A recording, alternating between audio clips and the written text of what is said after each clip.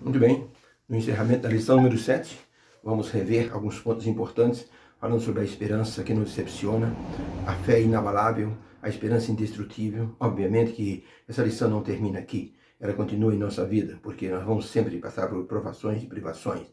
O apóstolo Paulo disse: aqueles que querem viver piedosamente padecerão aflições e perseguições. Por isso que é importante revermos alguns pontos da lição dessa semana.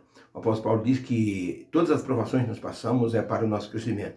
Efésios 4, verso 13, ele diz assim: até que todos cheguemos à unidade da fé e ao conhecimento do Filho de Deus, a que nós possamos chegar a uma estatura espiritual como Jesus possuía, porque essa luta não é nossa, mas também do Espírito Santo que em nós faz relembrar então as palavras de nossa motivação. O apóstolo Paulo estava certo ao dizer que estamos crescendo todas as vezes que nós passamos por provações. Ele até disse: tendo por certo isto mesmo, que aquele que em vós começou a boa obra vai aperfeiçoá-la até o dia de Cristo Jesus. Filipenses 1, verso 6. Por isso, nós temos que desejar ardentemente estar ao lado de Deus em cada provação. Muitas vezes nós não temos assim em quem nos segurar, em quem nos amparar. Parece que não. Mas se o cristão, ele olhar para frente, vai perceber, ou olhar para o alto, que Deus está ao seu lado. Se olhar para o alto, vai ver a mão de Deus. Se olhar para o lado, vai ver algum instrumento de Deus para nos auxiliar. Tudo que está ao nosso redor pode ser para o nosso crescimento espiritual. Ellen White escreveu que a estrada, ela vai ser áspera, ela vai ser dura, é uma subida escarpada, mas vamos ter a ajuda de Deus nos auxiliando, porque Jesus Cristo já passou antes de nós por este caminho espinhoso e preparou-nos o caminho. Quando na China os velhos eram colocados nas montanhas para morrer, porque não havia ainda nenhum tipo de asilo ou casa de repouso, então as pessoas que chegavam a uma certa idade, os filhos levavam os pais para morrer nas montanhas. E uma mãe foi levada e ao longo do caminho ela ia quebrando galhos. Quando chegou lá em cima, o filho perguntou: mãe, por que você quebrou tanto galho quando nós estávamos chegando aqui na montanha? Ela disse: para que você pudesse voltar em segurança, meu filho.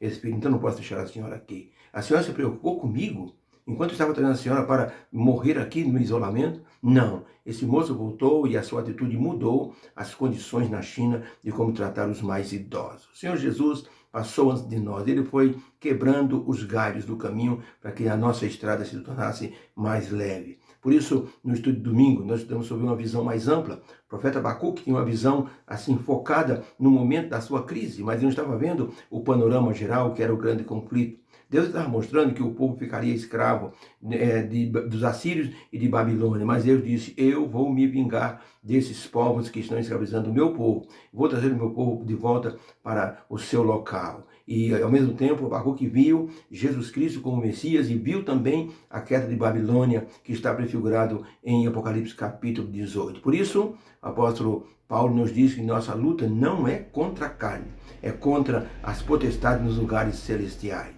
Na segunda-feira, nós estudamos Deus se revelando como Ele é. Ele não vai, assim, dizer quem Ele é, mas vai mostrar como Ele age em nossa vida. E a nossa percepção de Deus será a revelação dele através do Senhor Jesus Cristo. Por isso os discípulos conheceram Deus através de Jesus. Deus se revela como é, um Deus que ampara, um Deus que está perto, um Deus que não nos deixa sozinho na luta. Não deixou Jó sozinho, respondeu às questões de Jó, e Jó depois reconheceu a sua pequenez. E Deus abençoou Jó de maneira assim grandiosa. O seu último estado foi melhor do que o primeiro. Jó manifestou assim a sua sinceridade em reconhecer a grandeza divina. Por isso, Deus, ele está sempre ao nosso lado. Um rapazinho que estava na mesa da operação disse ao seu pai: papai, não me abandone, fique comigo até terminar a operação. E o pai disse: filho, eu estarei com você. O filho conhecia o pai. Quando acordou, ele viu o pai ao lado e ele disse: eu sabia que o senhor ia estar aqui o tempo todo. E o pai abraçou o filho e disse: filho, o pai o ama muito para deixar você sozinho. Na terça-feira, nós estudamos sobre sentindo a proteção ou a presença protetora de Deus. Por isso, Deus está sempre ao nosso lado. Na Guatemala, uma tribo de índios fazia um ritual de iniciação do jovem para a idade adulta. Eles colocavam o jovem numa floresta escura, numa parte da selva bem escura, somente com uma lança na mão. Teria que passar a noite toda ali, no escuro. Um jovem, o filho do chefe, foi assim, escalado para passar por esse ritual. Ele passou a noite em claro, ouvindo os barulhos dos animais da floresta. Não conseguiu pregar o olho.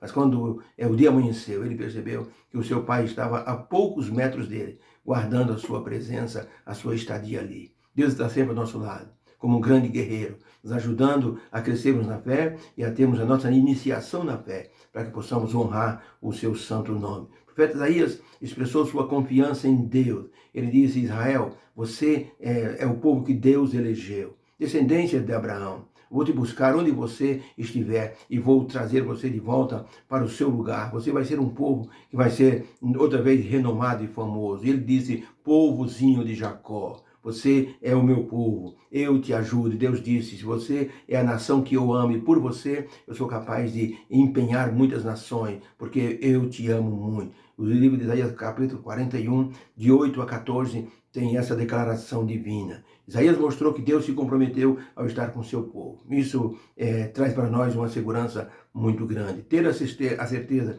que Deus está ao nosso lado faz toda a diferença. Por isso, quando os discípulos estavam sendo treinados para o ministério, o Senhor Jesus disse: eis que eu estou convosco todos os dias até a consumação do século. Essa declaração de Jesus fez toda a diferença na luta que os discípulos empreenderam ao formar a primeira igreja, a igreja primitiva, e ter todo o sucesso que tiveram. Jesus estava ao seu lado. E até as pessoas em volta reconheceram que os discípulos estavam com Jesus Cristo. Por isso, nós temos que pensar: Deus está ao nosso lado.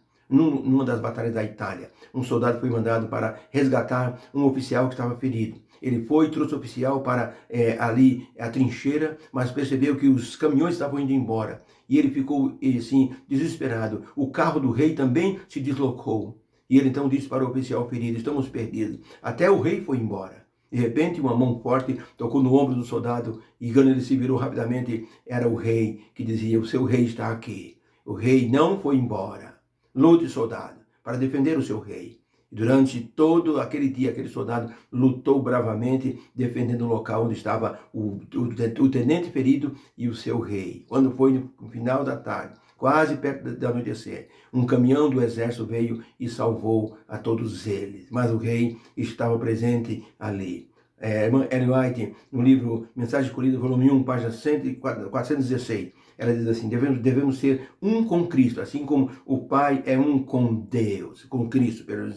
Devemos ser um com Cristo, assim como Cristo é um com o Pai. E o Pai nos amará como ama o seu Filho. Podemos receber o mesmo auxílio que Cristo recebeu. Podemos ter força para qualquer emergência, pois Deus será a nossa defesa na frente e na retaguarda. Louvado seja Deus. Então isso nos dá uma confiança de que Deus está ao nosso lado. Temos uma força protetora. Na quarta-feira, o Pai Celestial e seus planos. Como dizia o poeta e escritor Ricardo Gondim, sempre soube que viver é uma aventura perigosa e delicada. É como pular do trapézio para segurar nas mãos do companheiro que está esperando para fazer o número de acrobacia. E se você escorregar ou errar o pulo, você vai tomar um chão.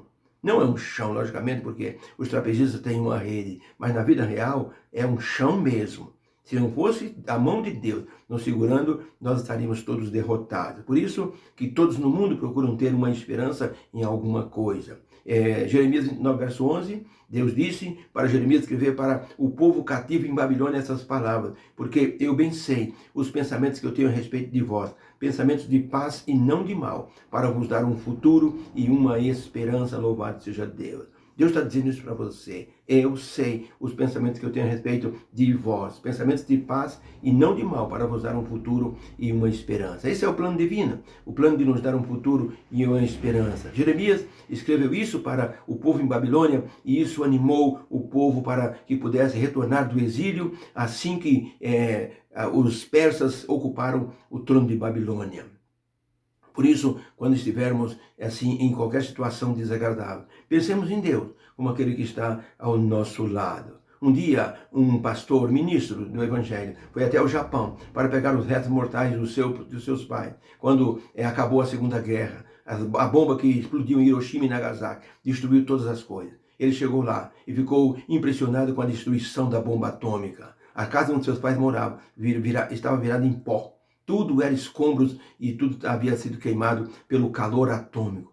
Mas quando ele ia sair chorando, ele olhou para o quintal da casa onde era a casa dos seus pais e teve um misto de alegria e esperança, porque uma das bananeiras que estavam plantadas no quintal estava crestada, queimada pelo fogo atômico. Mas ele se aproximou e viu algo que o impressionou. Um broto verde da bananeira estava nascendo outra vez. Ele disse: louvado seja Deus, há esperança. Por isso eu não vou desistir. E aquele pastor pregou essa mensagem para muitas pessoas, dizendo sobre aquela bananeira que estava nascendo no meio dos escombros da bomba atômica. Deus está ao nosso lado. Seu plano é nos dar um futuro de paz e esperança. Finalmente, na quinta-feira, Deus nos conhece. Os Jogos Olímpicos britânicos estavam sendo disputados em Auckland, na Nova Zelândia, alguns anos atrás. O vencedor da maratona de 25 milhas, que estava disputando, estava caminhando ou correndo sob pesada chuva. Chegou um momento em que ele olhou para trás e o pelotão de atletas estava atrás dele. E ele sentiu que os seus pés estavam pesados. Sabe o que ele fez? Arrancou os tênis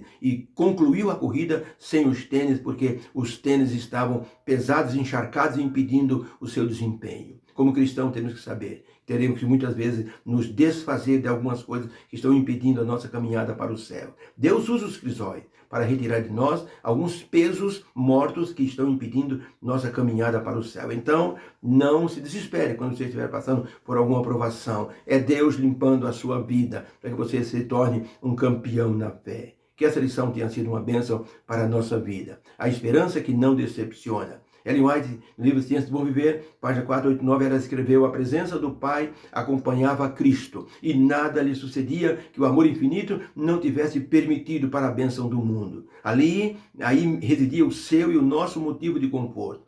Que quem está imbuído do Espírito de Cristo habita em Cristo. Tudo o que lhe sucede vem do Salvador, que o rodeia com sua presença. Nada pode atingi-lo sem a permissão do Senhor. Louvado seja Deus. Então, fique no Espírito de Cristo.